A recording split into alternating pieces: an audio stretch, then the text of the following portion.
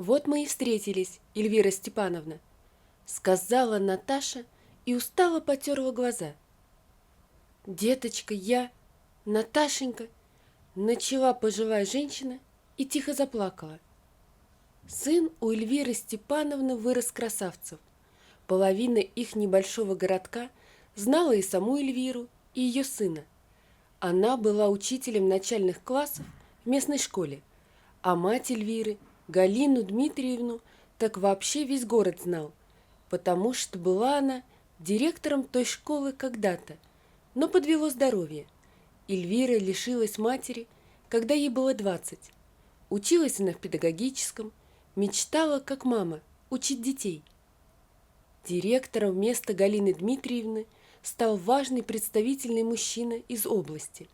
Много разных реформ задумал он в школе и начал было воплощать, но его быстро перевели в район, потому что на месте директора школы он и не смотрелся даже.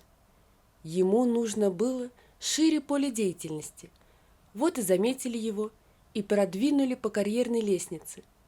А пока директором стала Зинаида Михайловна, учитель физики, представительная дама почтенного возраста, которая знала и помнила многие поколения и директоров, и учеников этой школы. К ней и пришла устраиваться на работу молоденькая Эльвирочка после окончания института. Там же, в школе, Эльвира встретила своего будущего мужа, учитель биологии, симпатичный веселый мужчина, на которого вся незамужняя часть женского коллектива школы тотчас же положила глаз. Но он выбрал яркую девушку Эльвиру, строгую, с пышной копной каштановых волос, которую в стенах школы девушка собирала в аккуратный пучок. Но вне школы она их распускала и выглядела словно фотомодель с обложки журнала. Поженились. Через 3 года родился сын, Семен. Но злой рок, который преследовал их семью, рано забрал у Эльвирочки мужа, а у Семена отца. Она не верила в эти россказни своей прабабушки и думала, что уж у нее-то такого не случится ни за что. Однако случилось. Все женщины в их семье рано теряли мужей. Началось это все гораздо раньше того времени, которое застала прабабушка. Старенькая совсем, она, тем не менее, находилась до 100 лет в ясном уме и твердой памяти. И вот она-то и рассказала маленькой Эльвире семейную легенду. Якобы, когда-то в их семье дочь выдали замуж против ее воли, по расчету. Девушка Марфа была своенравная, гордая и непокорная. Она противилась воле родителей и хотела выйти замуж только по любви, мечтала об этом. Но судьба девушки была давно предопределена. Каким-то образом Марфу все же уговорили выйти замуж. Полюбить своего мужа она не смогла.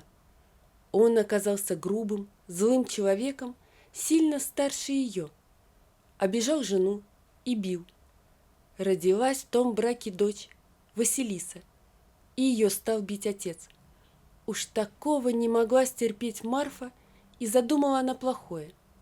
Напоила мужа и отправила в баню, а сама гулять пошла с доченькой. Гуляли они, а потом смотрят, люди бегут, кричат, где, мол, баня-то дотла сгорела, Марфа, и вдова ты теперь. Марфа для вида поубивалась немного, да и зажили они потом с Василисушкой спокойно. Дело это быстро закрыли, никаких следов преступления не обнаружили. Видимо, по-умному Марфа все обставила, и люди поверили в несчастный случай.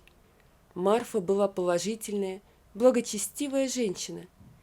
Не поверила только старая мать Марфиного мужа, свекровь. Уж она убивалась по сыну, горевала, называла Марфу душегубкой и прокляла весь Марфин род до 7 колена. Марфа смеялась над ней и не верила в проклятие, выгнала старую женщину за дверь и не пускала больше. Однако с тех пор так и повелось в их роду. мужья не доживали до старости. Растила Эльвира Семена одна, так и не вышла больше замуж, хотя предложения поступали, но, видно, одного только мужа своего могла любить Эльвира. Никто другой ей не нужен был. Все женщины в их семье были такими. Об этом тоже что-то говорила прабабушка. И рада была, что у нее сын, а не дочка. Пришла пора Семену жениться. Конечно же, Эльвира Степановна уже пыталась распланировать его будущую жизнь, и у нее на примете была пара достойных кандидаток. Но Семен привел в дом Наташу, простую, как 2 копейки, медсестру, плюс немного старше себя. «Люблю, — говорит, — женюсь». Эльвира Степановна в штыки восприняла новость. «Только посмей», — заявила она сыну, переходя на высокие ноты так, что зазвенели подвески на чешской люстре. Голос у нее был поставлен хорошо, все-таки столько лет учителем проработала. А пытающейся было вставить хоть пару слов Наташе, она ответила: «А тебя я знать не знаю и знать не желаю. Вон из моего дома, вон!» Девушка заплакала, а Семен ненавидящим взглядом посмотрел на мать и заявил, что уйдет вместе с ней. И ушел. По своим каналам Эльвира Степановна навела справки о Наташе. Новости ее не порадовали. Беднота, голь перекатная. Мать и отец простые люди, работают с утра до ночи, а из бедности никогда не вылазили. Наташа у них старшая дочь, еще 2 младшие есть. Недавно она бросила учебу в медицинском институте, в котором обучалась в соседнем городе, потому что пришлось пойти работать, когда у родителей совсем с деньгами плохо стало. Отец ногу сломал, работать не мог.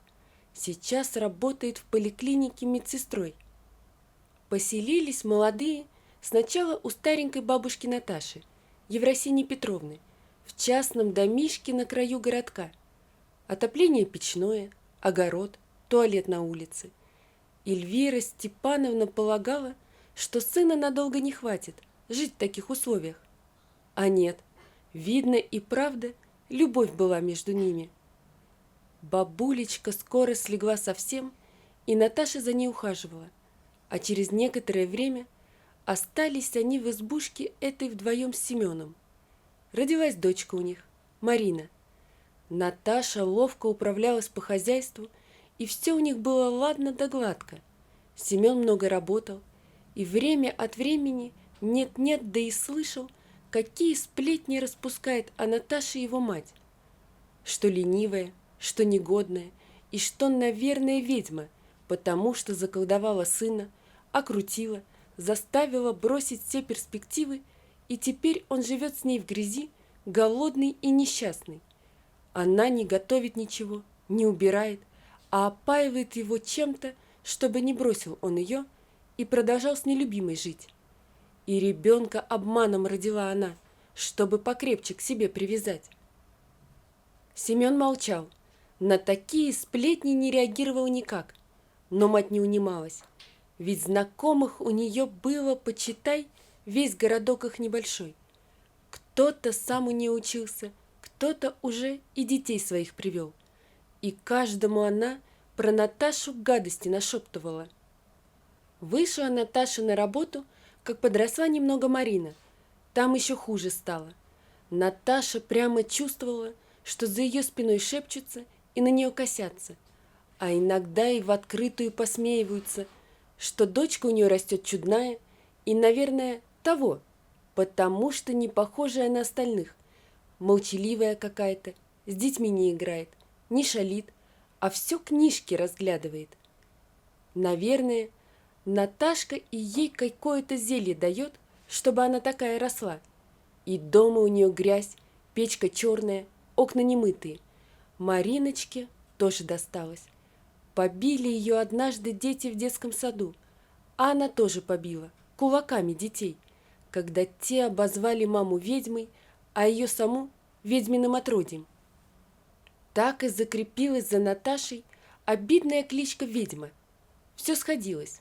Жила на краю города, у леса, молчаливая, смурная, травки собирала. Наталья и правда любила травы собирать, и медицину любила. Мечтала восстановиться в институте, доучиться и врачом стать. Домик бабушкин они с Семеном подремонтировали, забор хороший поставили, колодец новый вырыли.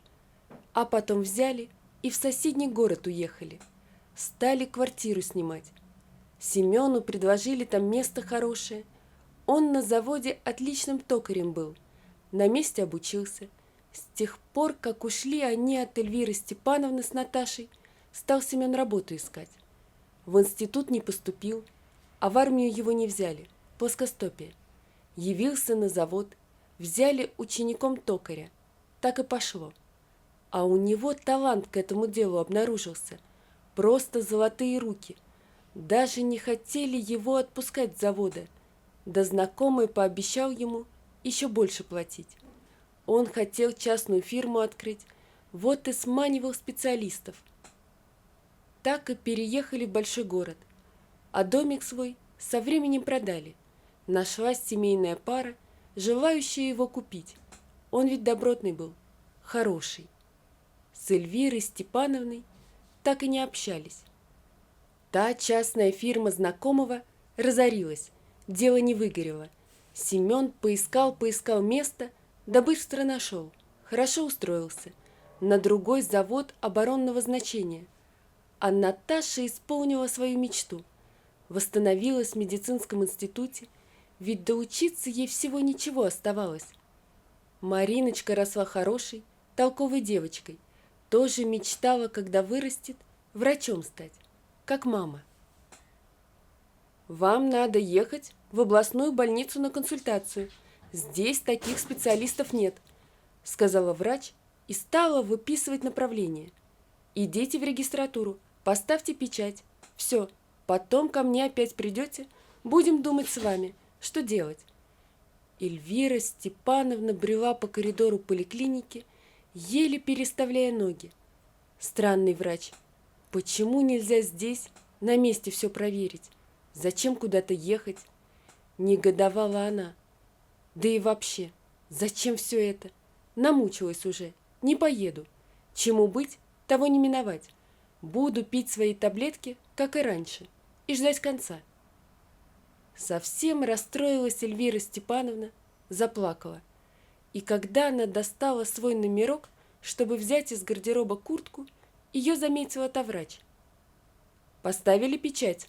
– строго спросила она, сверкнув стеклами очков.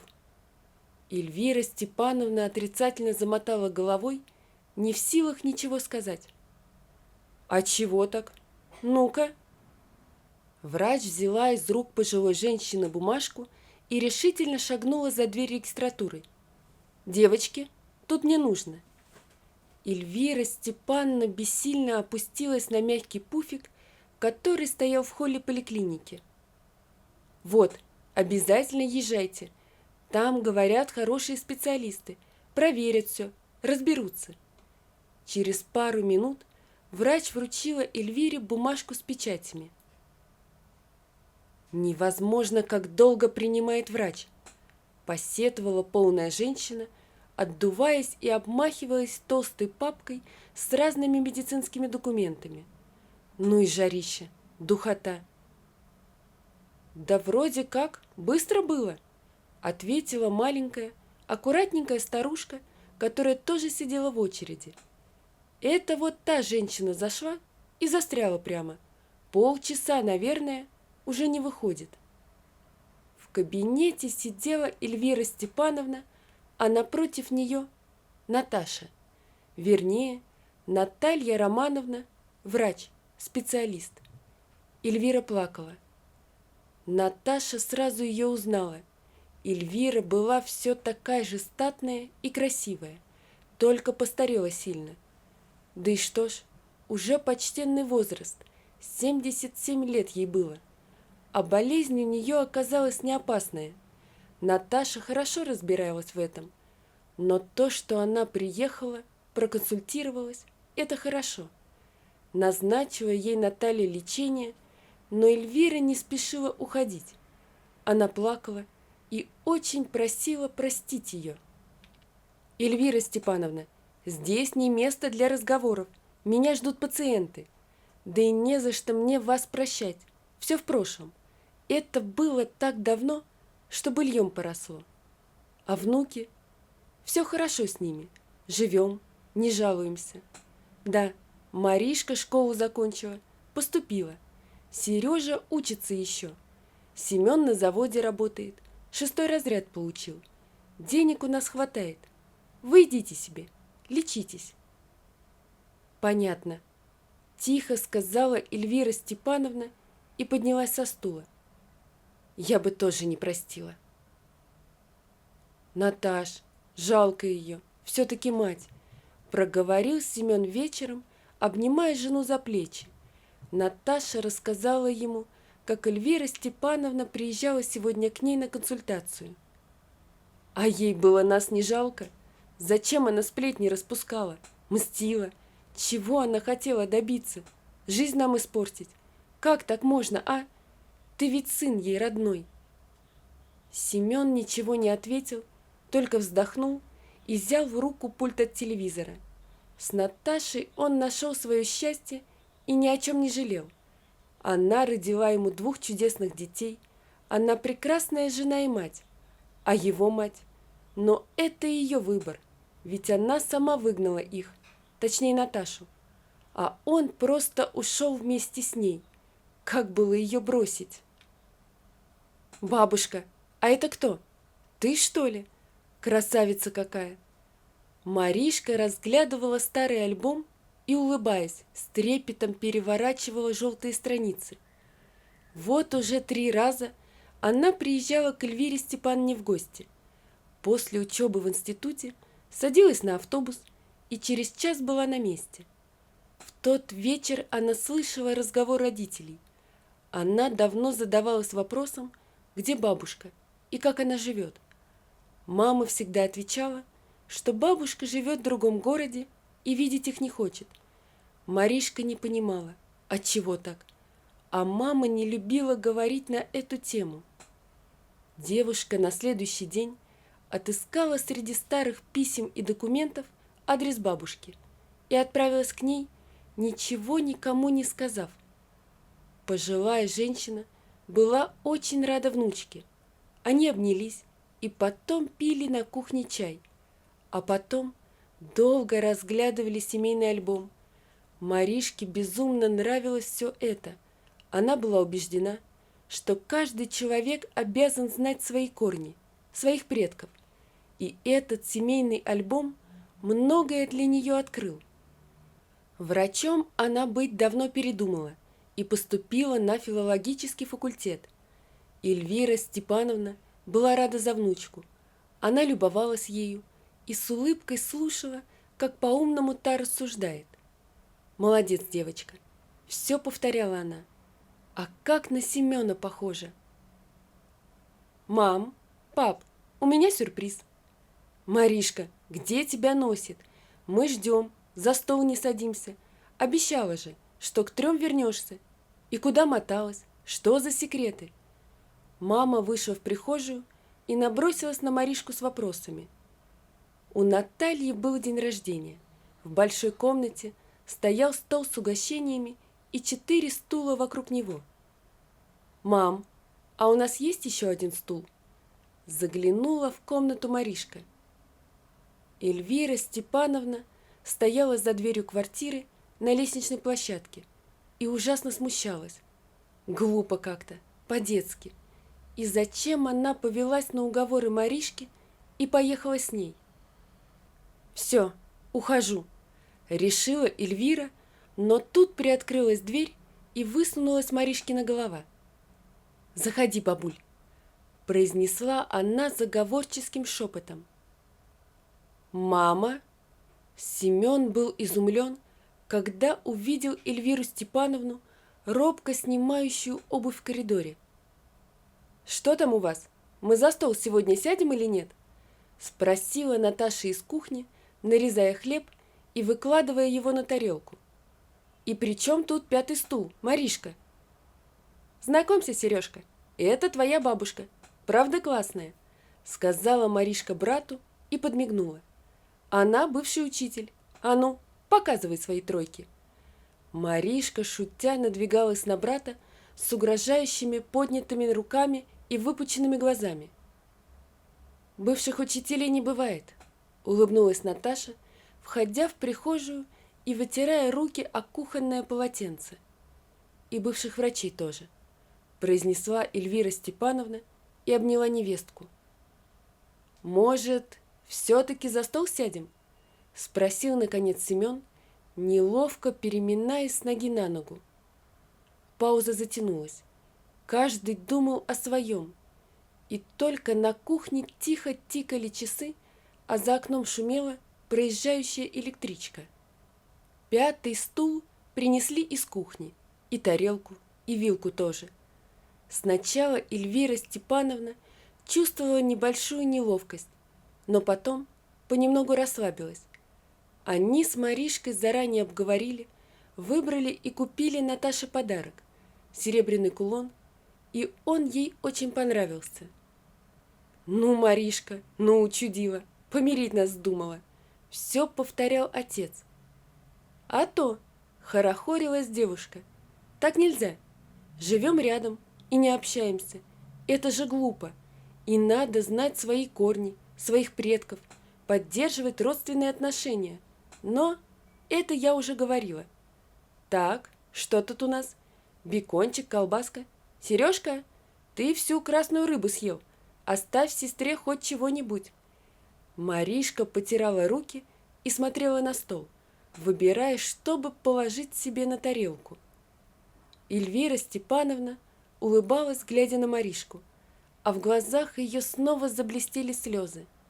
Наташа заметила это, тепло улыбнулась и ободряюще положила ладонь на ее сухонькую ручку и покивала головой.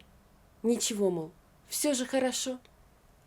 Она больше не обижалась и не сердилась на пожилую женщину. Какой в этом смысл? Все уже в прошлом. Вот такая история, друзья. Напишите, пожалуйста, что вы думаете об этой истории. Не забудьте подписаться на канал и поставить лайк. Всего вам доброго. До свидания.